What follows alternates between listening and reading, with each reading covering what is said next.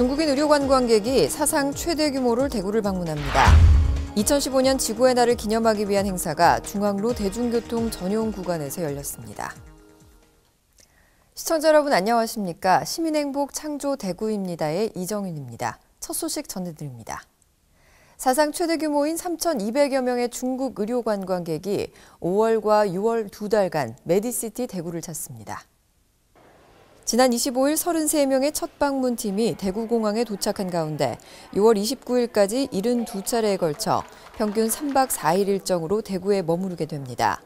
이번 중국 의료 관광객은 북경과 상해, 청도, 대련, 중경 등 중국 전역 14개 도시를 중심으로 모집됐습니다. 관광단 유치를 위해 대구시는 지난해부터 중국 현지에 진출한 지역 의료기기 업체인 주식회사 A&A와 MOU를 체결해 현지 고객을 대상으로 의료 관광객 유치에 노력해왔습니다. 이와 함께 지역 유일의 중국 전문 여행사인 삼성플러스 관광 주식회사가 대구 투어 일정을 개발하도록 했습니다. 또 대규모 인원의 진료와 시술이 가능하도록 11개 참여병원을 섭외하고 각 병원 소속 코디네이터와 중국어 통역사 40여 명에게 10주간의 중국어 의료 통역 심화 교육을 실시했습니다. 특히 이번 대규모 의료관광 투어는 전체 일정 가운데 이틀 이상을 대구에 머무르며 주요 관광지와 지역 쇼핑시설을 방문하는 일정으로 지역 경기 활성화에도 크게 기여할 것으로 전망됩니다. 2015년 지구의 날을 기념하기 위한 차 없는 거리 대구 시민생명축제가 25일 중앙로 대중교통 전용 구간에서 열렸습니다. 지난 2000년 이후 매년 4월 22일 지구의 날을 기념해 행사를 진행해온 대구시는 올해도 전시와 체험 프로그램, 문화공연 등 다채로운 시민 참여 프로그램을 마련했습니다. 행사 당일 지구를 위한 차 없는 거리에서는 다양한 환경 전시와 체험 프로그램이 운영됐고 초록도시 그림 전시회와 환경노래 버스킹 페스티벌, 태양광 자동차 경주대회가 열렸습니다. 또 이색 바이크 전시회와 지풀 공예작품 전시, 사회적 기업 및 협동조합 한마당 등 다양한 마당별 전시체험 프로그램과 거리 댄스 퍼레이드가 펼쳐졌습니다. 기념식에 이어 중앙파출소 앞에서는 자전거 동호인과 일반 시민 500여 명이 참여하는 자전거 대행진 행사도 동시에 개최돼 많은 시민들이 녹색 생활 실천에 동참했습니다. 자전거 대행진 코스는 중앙파출소를 출발해 반월당과 계산 5거리, 서성 4거리를 돌아 봉산 6거리에서 남구청 4거리, 다시 중앙파출소로 돌아오는 코스로 총 8km를 달렸습니다. 한편 이날 행사 진행을 위해 반월당 4거리에서 대구역 4거리 구간은 차량 진입이 전면 통제되고 행사 구간을 통과하는 시내버스 24개 노선을 일부 조정해 운행됐습니다. 이어서 한 주간 시정 단신을 알려드립니다. 2015년도 대구시 고용노사민정협의회 1차 회의가 24일 오전 대구시청 상황실에서 열렸습니다.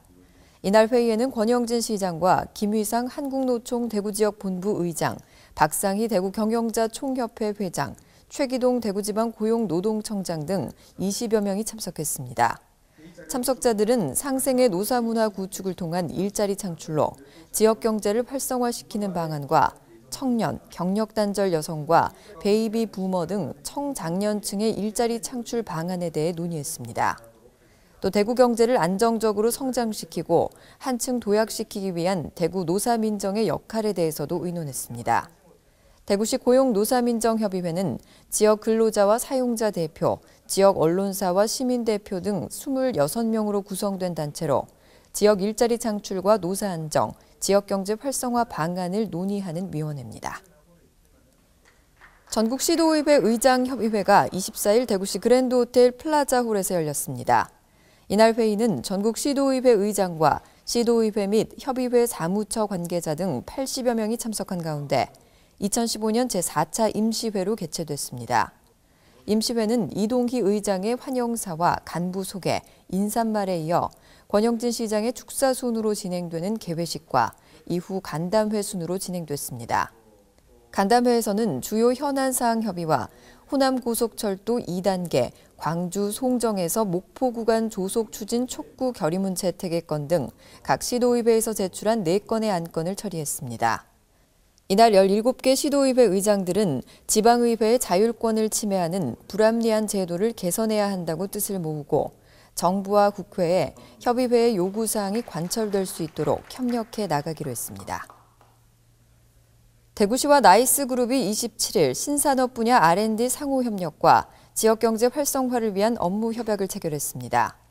협약을 통해 양 기관은 첨단 반도체 개발 연구소 건립과 에코소재 개발 연구소 건립 등의 성공적 사업 추진을 위해 적극 협력하기로 했습니다. 김광수 나이스그룹 회장은 신용정보와 금융서비스는 물론 반도체 제품 개발 분야 등에서 우수 전문 기업을 보유하고 있다며 앞으로 지역 발전에 기여할 수 있도록 노력하겠다고 말했습니다. 권영진 시장은 이번 협약으로 미래 먹거리 산업에 대한 R&D 활성화를 통해 이를 지역 특화 산업으로 육성하고 고용 창출로 지역 경제 활성화에 이바지할 수 있도록 지원하겠다고 말했습니다. 4월 자원봉사의 달을 맞아 대구시가 27일 문화예술회관 80홀에서 재능나눔 자원봉사단 발대식을 가졌습니다. 대구시는 지난 2월부터 40여일간 모집을 통해 교육과 상담, 의료, 뷰티 등 10개 영역에서 289개 봉사단과 126명의 개인 자원봉사자의 신청을 받았습니다. 이날 발대식에는 권영진 시장과 이동희 시의회 의장, 조혜영 대구 노블레스 봉사단 회장, 재능나눔 자원봉사자 1000여 명이 참석했습니다. 행사는 대구시 동부여성문화회관 전설의 난타팀의 흥겨운 풍물놀이를 시작으로 중구 사랑의 노래 봉사단의 통기타 연주, 선서와 위촉장 수여, 퍼포먼스가 진행됐습니다. 재능나눔 자원봉사단은 매월 한 차례 이상 자율적인 봉사활동을 전개하고 연합봉사활동과 자원봉사자 기술교육 등을 실시해 12월 평가회를 가질 계획입니다.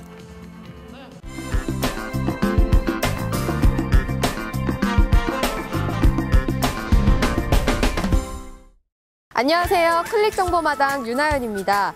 대구의 문화관광 명소를 알아보는 7번째 순서로 저는 오늘 도동서원을 찾았습니다. 공자의 도가 동쪽으로 왔다고 해서 도동서원이라 이름 지어졌다는데요. 이곳에는 어떤 아름다움과 역사가 숨어 있는지 함께 둘러보겠습니다.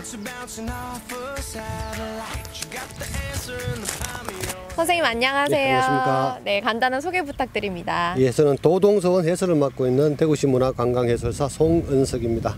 네, 반갑습니다. 네, 반갑습니다. 네, 제가 듣기로는 이 도동서원이 우리나라의 5대 서원 중 하나라고 들었는데요. 이곳이 어떤 곳인지 오늘 설명 잘해 주실 거죠? 예, 같이 한번 둘러보도록 그렇게 하겠습니다. 와, 이렇게 큰 나무는 제가 처음 보는데요. 어떤 나무인가요? 도동서원의 명물이라고 볼 수가 있는데 수령이 한 400년 정도 됐고 이 서원이 이쪽에 지어질 때 그러니까 1568년도 지을 당시에 그 당시에 이 주축적인 역할을 했던 한강 정구 선생께서 이제 심었다 그래서 현재는 그 한강 정구 선생 나무라고도 알려져 있습니다.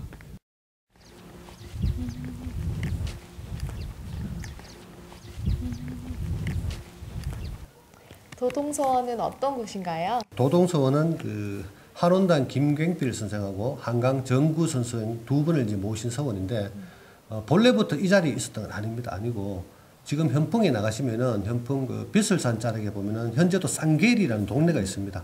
그 동네에 있었는데 그 임진하고 그 정류 양난을 거치면서 완전히 소실이 되어버렸대요. 그래서 그 후에 이제 한강 선생이 이 서원을 다시 복원을 하게 되는데 그때 이제 정한 위치가 바로 이 자리가 됩니다.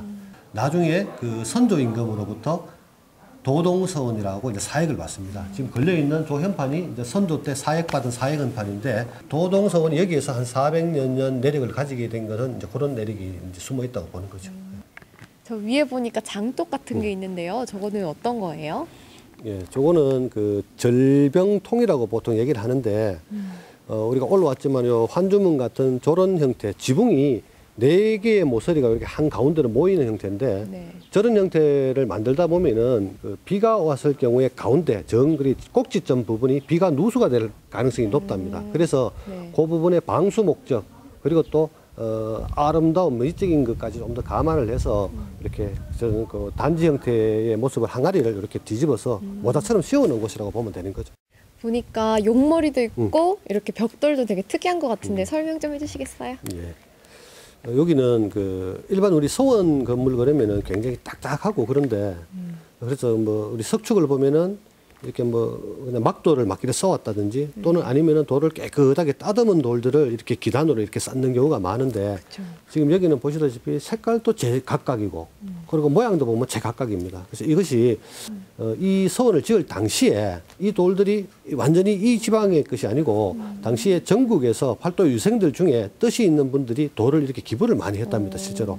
그리고 가운데 군데 보면은 이제 용머리, 또 용머리 말고도 보면은 저쪽에 또 뭐 세호라는 것도 또 있습니다. 연꽃 문양도 있고 또 여기에 보면은 또 이렇게 거북이 머리도 있고 있는데 이게 각각 다들 그 어떤 그 뭐 풍수적인 것도 있고 또는 뭐 여러 가지 그 이유는 있는데 하여튼 일반 서원에서 잘 보지 못하는 그러한 요소들이라고는 볼 수 있습니다.